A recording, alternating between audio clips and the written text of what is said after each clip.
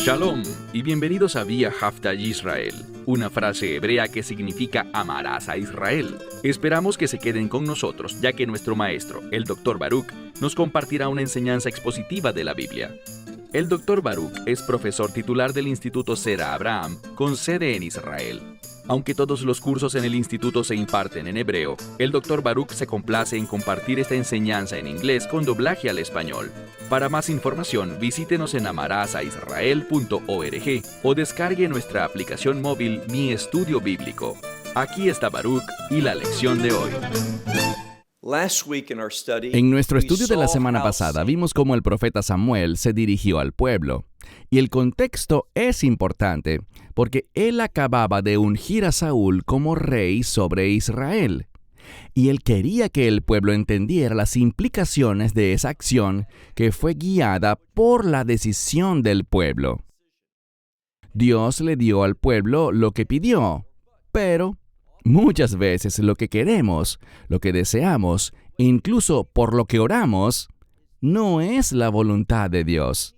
Debemos aprender a orar según la voluntad de Dios. Y la mejor manera de aprender a orar de esta forma es obedeciendo a Dios.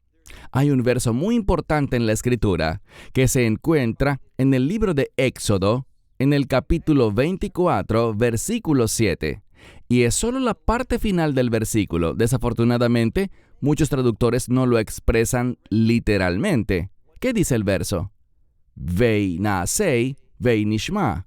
Y no se trata de un hebreo difícil de entender. Naasei simplemente significa y nosotros haremos. Y luego la última parte, vei nishma, significa y oiremos. Nos está enseñando un principio muy importante.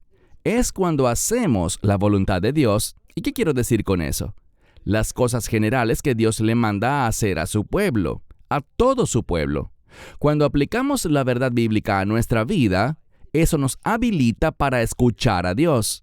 Haremos y oiremos. Eso es literalmente lo que dice. Muchos intentan traducirlo poniendo haremos y obedeceremos, pero no es lo que dice. Es haremos y oiremos para enseñarnos este principio, de que cuando obedecemos la palabra de Dios, esa obediencia nos posiciona de manera que somos más capaces de oír a Dios. ¿Y qué oímos? Estas cosas individuales para nuestra vida. ¿Con quién debemos casarnos? ¿Dónde debemos vivir? ¿Qué debemos hacer con nuestra vida? En otras palabras, obedecer la revelación general de Dios, o lo que Él dice a toda la humanidad, nos posiciona para que podamos oír de Dios estas cosas personales para nuestra vida, y que nuestra vida también pueda ser traída bajo el plan de Dios, conforme a la revelación mayor de Dios, que se produce a través de la obediencia a su palabra. Bueno, dicho esto, toma tu Biblia y ve conmigo al primer libro de Samuel, capítulo 12, comenzando donde quedamos la semana pasada, en el verso 13. De nuevo, primero de Samuel 12, versículo 13. Y lo que vemos aquí es que Samuel está alargando su discurso, su mensaje para el pueblo, el día en que el rey Saúl fue hecho rey. Verso 13. Y ahora he aquí, el rey que vosotros habéis elegido, el que vosotros habéis pedido. He aquí el Señor lo ha puesto sobre vosotros como rey. Es decir, ustedes están recibiendo hoy justo lo que han pedido. Dios ha estado de acuerdo en ello, pero de nuevo, esto no significa que las cosas vayan a salir bien para el pueblo. De hecho, el fundamento de lo que quiero compartir en esta lección es el siguiente. Cuando recibimos lo que nosotros queremos en lugar de lo que Dios quiere que tengamos, lo que Él está dispuesto a darnos, cuando recibimos lo que queremos en vez de lo que Él quiere darnos, eso nunca terminará bien. Este es el mensaje. Sigamos ahora con el verso 14. Aquí vemos que hay esperanza. Dice, si temiereis al Señor y le sirviereis, y oyereis su voz, y no fuereis rebeldes a la boca del Señor, y tanto vosotros como el rey que reina sobre vosotros, siguieseis tras Jehová vuestro Dios. Entonces dice, si escuchan a Dios, si hacen lo que Él dice, si no se rebelan contra su palabra, tanto ustedes como el rey que Dios ha puesto sobre ustedes, si se determinan a seguir tras Él, y esa palabra se enfatiza aquí, tras Él, si siguieseis tras el Señor vuestro Dios, ¿qué pasará? Fíjense en el verso 15. Pero, si no oís la voz del Señor, y os rebelareis contra la boca del Señor, la mano del Señor estará contra vosotros y contra vuestros padres. Lo que está diciendo es que hay una oportunidad. Si prestan atención, si no son rebeldes, si obedecen al Señor, Dios estará con ustedes. Él se moverá poderosamente. Y vamos a ver que Él quiere hacer grandes cosas para Israel. Pero eso solo será si ellos oyen, obedecen e implementan los planes de Dios. Hacia esto es hacia lo que Dios quiere que Saúl dirija al pueblo. La pregunta es, ¿actuará Saúl con rectitud? ¿Será un rey que se apoya en la verdad de Dios para guiar al pueblo a la voluntad de Dios? En todo esto hay un principio muy importante y es el siguiente. Hay una relación directa, o dicho de otro modo, hay una conexión muy pero muy cercana entre la verdad de Dios y la voluntad de Dios. Solamente cuando implemento la verdad, seré traído a la voluntad de Dios para que pueda cumplir su voluntad y cosechar los beneficios de la voluntad de Dios. ¿Y qué es la voluntad de Dios? Dios te ama, Dios quiere bendecirte, Dios quiere usarte, Dios quiere que experimentes el gozo, quiere que seas un vencedor. Y Él puede hacer todo eso posible, pero solo cuando nos sometemos, solo cuando caminamos en la verdad y ejercemos la fe. Como les compartí la semana pasada, existe una estrecha relación entre la palabra fe, emuná, y la palabra verdad, emet, pues derivan de la misma raíz. Bueno, sigamos avanzando. Leamos ahora el versículo 16. También ahora, poneos de pie y ved, y esto es a lo que me refería antes, y ved, y esta palabra para ver es una palabra de experiencia, que Dios quiere dar al pueblo una buena experiencia, pero la condición es escuchar a Dios e implementar su verdad. Mira otra vez el verso 16. También ahora, poneos de pie y ved la cosa. ¿Qué cosa? La cosa grande que Dios quiere hacer, esta gran cosa que Dios quiere hacer, y quiere hacerla, dice, osei lei aneja, que significa que Él lo quiere hacer. Y lo importante es esto. Esta palabra para hacer es la palabra osei, y está en tiempo presente. Algunos eruditos cristianos, y realmente la terminología no importa, la llaman participio presente. Está bien, son términos diferentes, pero estamos hablando de la misma construcción gramatical. Y les he compartido muchas veces que cuando el tiempo presente o el participio presente se usa en la escritura, es para dar énfasis. ¿Y qué se está enfatizando aquí? Esta gran cosa que Dios quería hacer delante de los ojos del pueblo. Esa expresión delante de vuestros ojos implica que Él quiere que lo experimentemos. Esa bondad de Dios y las grandes cosas que Él está dispuesto a hacer por su pueblo de pacto. Pero insisto, esto no pasa simplemente en lo natural.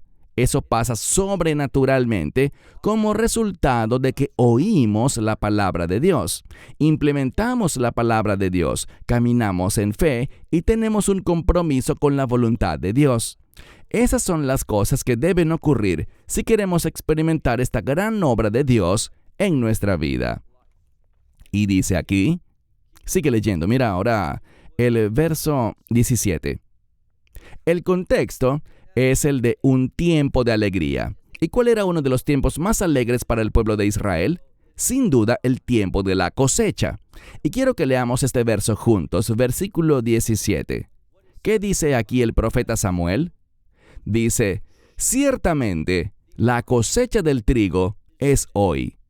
Bien, esto probablemente se refiere al primer día de la cosecha de trigo. ¿Por qué eso es importante? Porque esto va unido a un día especial en el calendario bíblico. Y, por cierto, es el mismo día en el que el Señor fue resucitado de entre los muertos, el día de la resurrección. ¿Qué comunica el día de la resurrección?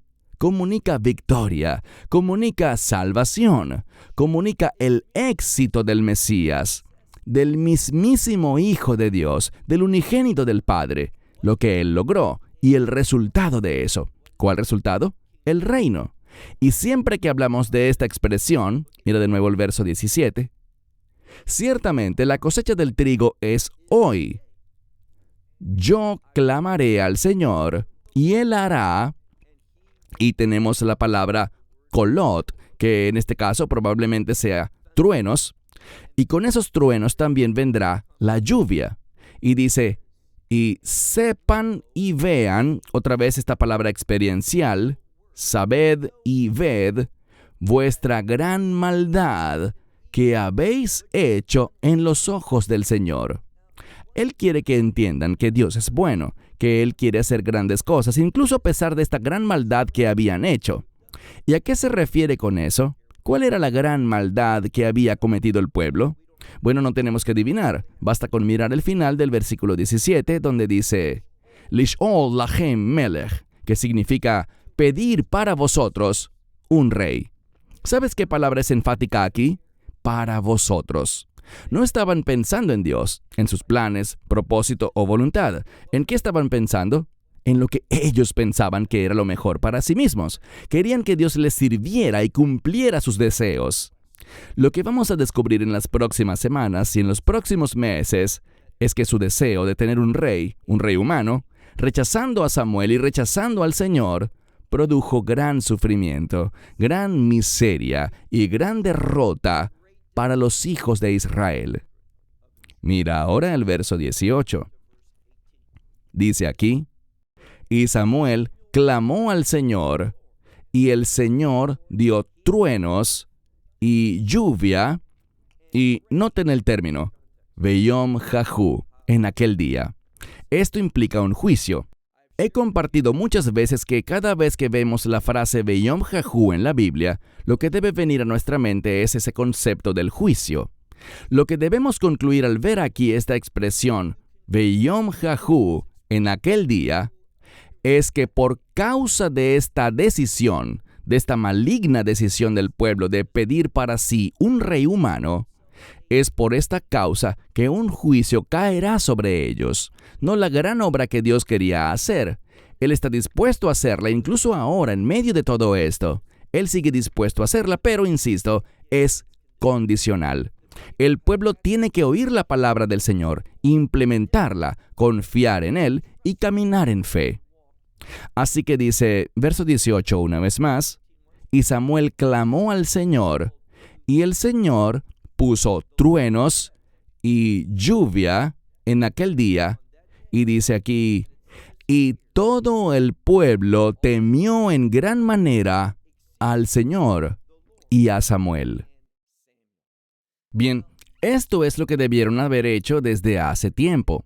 El temor se relaciona con dar prioridad. Es decir, en aquel día, basado en lo que Samuel estaba testificando, lo que le compartió al pueblo, hubo un cambio. Y esto se ve como un buen cambio, uno que le daba un buen potencial. ¿A qué me refiero? A que comenzaron a temer, o sea, a darle a Dios la prioridad, y también a Samuel. Noten cómo eso se desarrolló en medio de su petición. Mira ahora el versículo 19. Todo el pueblo dijo a Samuel, ora a favor de tus siervos. Buenas palabras. Ora. Eso es algo bueno. No habían pedido eso antes. Ora a favor de, y se llaman a sí mismos, tus siervos, al Señor tu Dios. ¿Para qué? para que no muramos. Ellos reconocen algo, y este asunto es enorme. Ellos han reconocido que el hecho de haber pedido un rey no era lo correcto. Y, por lo tanto, están pidiéndole a Samuel, al varón de Dios, que interceda, que haga una petición en favor del pueblo. Y le están diciendo, queremos servirte, tú eres nuestro líder, Samuel. Ora al Señor tu Dios, no sea que muramos. ¿Y qué más dicen? Que a todos nuestros pecados no les sea añadido este mal. ¿Qué significa esto? ¿De qué mal hablan? Otra vez la misma expresión, lishmo lanu, el haber pedido para nosotros un rey. Parecería implicar que han aprendido algo. Han aprendido que haber pedido un rey, para ser como todas las demás naciones, para asimilarse, no era definitivamente lo correcto. Están reconociendo que esta fue una gran maldad en su conducta. Y por lo tanto están orando y pidiendo a Samuel que ore a favor de ellos, para que interceda por causa de esta gran maldad que habían cometido. Pasemos ahora al versículo 20. Y Samuel dijo al pueblo, no temáis por haber cometido toda esta maldad. Bien, ¿qué nos está sugiriendo esto? Que tenemos un Dios perdonador, un Dios misericordioso, un Dios lleno de gracia. Así que vemos aquí que Samuel está declarando que nuestro Dios, el Dios de Israel, es un Dios misericordioso, perdonador y lleno de gracia. Así que dice, no temáis vosotros que habéis hecho toda esta maldad, pero, y luego dice, no os apartéis del Señor. Es decir, no se vuelvan atrás haciendo un cambio por el cual dejen de seguir al Señor. Así que no se vuelvan en ninguna dirección, dejando así de seguir al Señor, sino más bien haced ¿qué? Mira al final del verso 20. Vosotros serviréis al Señor. ¿Cómo? Bejol levahem, con todo vuestro corazón. Esto es lo que Dios está esperando. Y esta expresión, con todo vuestro corazón, muestra que lo que se enfatiza es el compromiso. Eso es lo que Dios quiere. Dios quiere que nos comportemos y tomemos decisiones que demuestren que estamos comprometidos con Él, que Él es la prioridad de nuestra vida y que cualquier otro aspecto de nuestra vida está sometido a Él. ¿Y cómo hacemos eso? Sometiendo todo pensamiento, toda palabra, toda decisión, toda acción, la traemos delante de la autoridad de la palabra de Dios. Quiero salirme por una breve tangente. Si me preguntaras, ¿cuál es el mayor problema que tiene la iglesia actual? ¿Sabes qué respondería? Su falta de reverencia o de respeto por la palabra de Dios. Y donde más veo este problema es en las traducciones de la Biblia. ¿Cuántas libertades y cuánto descuido manifiestan al traducir la palabra de Dios? Porque no lo hacen según lo que dice literalmente el texto, sino lo que tiene sentido para ellos, lo que es fácil de entender para poderla leer rápidamente. No, de eso no es de lo que se trata estudiar la palabra de Dios. Debemos tomar la palabra de Dios literalmente porque queremos saber literalmente lo que dice para que podamos aplicar su verdad a nuestra vida. Miremos ahora el verso 21. Dice de nuevo, y no os apartéis en pos de... Y tenemos la palabra tohu. Ahora, el primer lugar donde la palabra tohu aparece en la Biblia es en el libro de Génesis capítulo 1, al inicio, cuando dice que Dios creó los cielos y la tierra. ¿Y cuál era su condición? Los cielos y la tierra estaban en una condición de tohu veivohu. ¿Qué es eso? Bueno, la mayoría de las Biblias lo traducen como que estaban vacíos, desolados o sin forma. En otras palabras, no reflejaban la gloria de Dios. Luego sabemos que Dios trajo un cambio a su creación, para que su creación manifestara su gloria. Y lo que esto nos está diciendo, esta palabra tohu, como aparece en este pasaje, de nuevo, mira el verso 21, Él advierte al pueblo, y es un mandamiento: no os apartéis en pos de tohu, en pos de aquello que es vano, vacío, que no tiene nada relacionado con la gloria de Dios. Lo cual, y sigue diciendo, tohu, lo, yoilu, que significa que no es provechoso. No sirve para ningún propósito, no produce nada de mérito, nada que sea bueno. ¿Y qué más?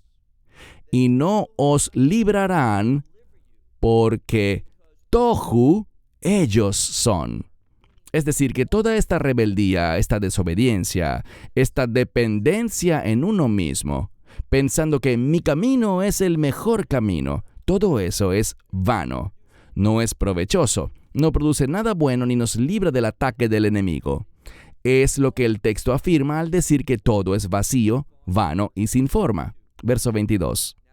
Aquí buscará recordarle al pueblo la fidelidad de Dios, este Dios que ama guardar su pacto con su pueblo. Dice el verso 22, porque el Señor no abandonará a su pueblo por causa de su gran nombre. Es por causa de quién Él es por causa del carácter de Dios. Recuerden que les he compartido muchas veces que la palabra nombre, Shem en hebreo, se relaciona con el carácter. Por causa de su gran carácter, Dios no abandonará a su pueblo, porque, y tenemos una expresión, joil, que significa ya que el Señor está haciendo algo, la azot, hará de vosotros para sí un pueblo. Lo que está diciendo es esto, que Dios ha hecho algo maravilloso, que Dios los ha convertido a ustedes en su pueblo.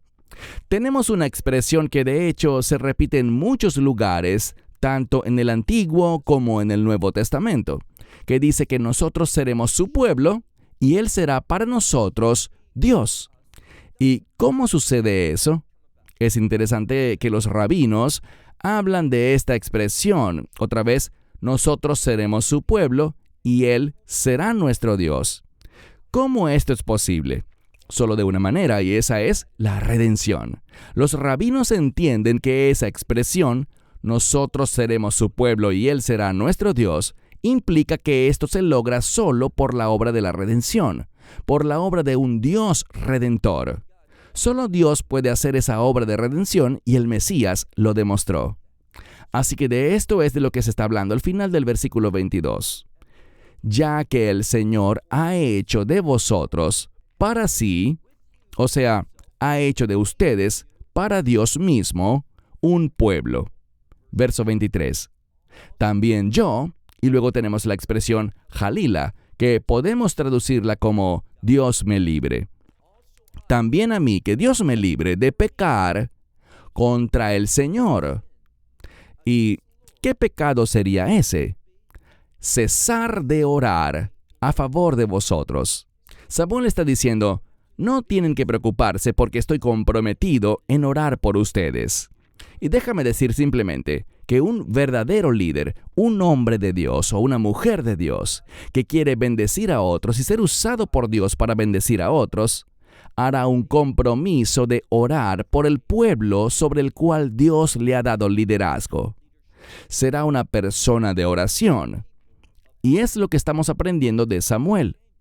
Lo dice de manera contundente con estas palabras: también yo, que Dios me libre a mí de pecar al cesar de orar por vosotros. Él subraya que hacer eso sería un pecado. Dios me libre a mí de pecar contra el Señor, cesando de orar a favor de vosotros. ¿Qué va a hacer? Él no está disminuyendo su compromiso por el tiempo de vida que le resta. Y Samuel quiere hacer algo, él quiere terminar bien, y ese debería ser el objetivo de todo creyente. Dice, y os enseñaré el buen camino, el camino recto del Señor. Esa es la implicación, estar en ese camino recto y bueno de Dios. Verso 24. Pero temed al Señor y servidle en verdad, con todo vuestro corazón, pues ved la gran obra que Él hace con vosotros. Bien, Esta es la segunda vez que hemos visto que Samuel está revelando que Dios, a pesar del pecado, a pesar de la rebeldía, a pesar de la falta de fe al pedir un rey, Dios está comprometido con su pueblo y quiere continuar haciendo una gran obra a favor de ellos. Es lo que vemos al final del verso 24. Ahora concluyamos. Leamos el verso 25. Dice, pero sí, y aunque Dios quiere hacer algo grande, eso dependerá del pueblo. ¿Continuarán temiéndole, sirviéndole, escuchando su palabra, implementando su palabra en su vida? Esa es la pregunta. Si lo hacen, entonces Dios hará esa gran obra. Pero si no lo hacen, y esto es lo que el verso 25 advierte, pero harea teira'u, es decir, si se deciden a hacer lo malo, es la misma palabra ra en forma verbal 2 veces. Y siempre que tenemos esta construcción es para implicarnos a nosotros. Dice, pero si se deciden a hacer lo malo, también vosotros y vuestro rey, o sea, tanto el pueblo como su rey. ¿Y quién es el rey? Saúl. Él ha sido coronado rey. Dice, si eso pasa, si hacen lo malo, en vez de elegir el camino bueno y recto del Señor, ¿qué sucederá? Dice, vosotros, y noten cómo termina, tidzafu, lo que significa, ustedes serán, y algunas Biblias lo traducen como barridos. Es una palabra que significa ser destruidos. Lo que esto nos deja es un principio muy sencillo. Si practicamos el mal, ¿qué es el mal? El mal es cualquier cosa que está en contra de la voluntad de Dios. Eso es lo que debemos aprender. Cada vez que hacemos algo que va en contra de la voluntad de Dios, ¿y cómo aprendemos la voluntad de Dios? En su palabra, estudiándola, y no solo estudiándola, sino teniendo el deseo de aplicar a tu vida todo lo que Dios te enseña a través de su palabra. Cuando haces eso, Dios verdaderamente te enseñará, te mostrará la verdad para que puedas implementarla, y en lugar de ser barridos, de ser destruidos, de volverse corruptos, de ser rechazados por Dios, ¿qué pasará? Exactamente lo contrario. Dios se moverá poderosamente en tu vida. Él hará esa gran obra que ha prometido, esas cosas que van en consonancia con su carácter, porque el deseo de Dios es bendecirte.